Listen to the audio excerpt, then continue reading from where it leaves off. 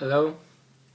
Um, I'm calling because, rather, I'm doing this piece in reaction to um, something I saw on CNN 2 nights ago, discussion of the Boston bombing and Iraq.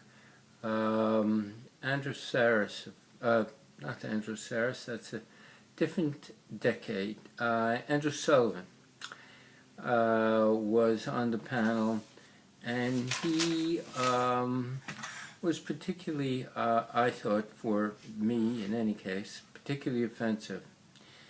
Brought up a lot of the old things, and I thought it would be good for me, at least, to get it off my chest and make the arguments against them that I think are fairly obvious, and some of them indeed strong.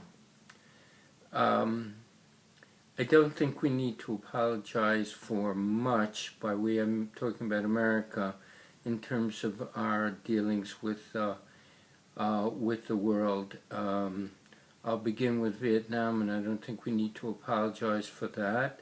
There were a lot of foolish mistakes made, no question about it. Errors in tactics by the bushel, and many errors in strategy on top of that. Errors in policy. But overall, I am fully convinced that the intention was to contain Vietnam as we had contained in earlier times communism from spreading in Greece and spreading in Italy. It was in the 40s, and we did it in 50s post-war, and we did a very good job of containing it there. And the hope and the belief turned out to be erroneous, was that we could contain it as well in Vietnam by an aggressive military campaign. We did in Korea, despite what's the case now and the threats that are emanating from the North Korea does not sit in South Korea, which was their intention, and they did it, and in fact they took over South Korea, and if it wasn't for intervention, they'd be there today. North Korea, think on that. With the same leaders and the same parties now controlling that whole continent. No, I don't think we need to apologize to the world for who we are and what we are, despite the fact that we've made mistakes.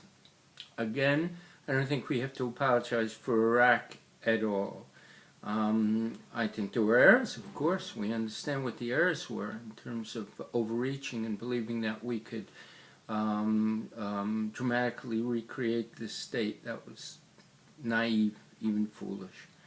But taking down Saddam Hussein was a necessity, and in time it's clear that it was even more of a necessity than we realized. Can you imagine a world in which we had to deal with Saddam Hussein at the same time as, and I can never keep his name in my mind, that silly little boy Hitler in North Korea, and we had to deal with the Ayatollahs in Iran, and we had to deal with an Iraq that was being led by a man. I can't think of someone who was his equal in terms of monstrosity. Idi Amin, but he was in a backward country somewhere where the damage he did was to his own poor countrymen, and not further than that. Iraq is the fourth largest oil producer in the world, and if Saddam Hussein had control over that wealth now, and at $100 a barrel, he had that kind of money coming in, what disasters would that man fund? Thank God that Bush took him out, which was, of course, as we all understand, the actual purpose of the invasion in Iraq, to take him out. This whole business of weapons of mass destruction was something that Blair needed because his left was trying to garrot him, and that was the only thing that he could use to quiet them. So he used it. Powell, who was the Vietnam sick anti-general that became Secretary of State, needed that argument, so he was given that argument. Not because Bush thought that that was a lie. Everyone thought it was true. The UN arms inspector, who was in charge of UN arms inspection, at the time we went in Iraq, believed that Iraq had weapons of mass destruction. And in fact, when the UN last investigated in 1998, I believe it was, they had the weapons in place. They still had the scientists, they had all the knowledge to put it together. Why ever they took it down, we'll never know. When they took it down, we'll never know. Probably in the weeks, at most months, but probably in the weeks before the war. And we know that because the other war, in 92, they did the same thing. They sent arms out of the country before the war. They sent some arms to Syria. They sent their F-16 planes to Iran, of all places, their archest enemy.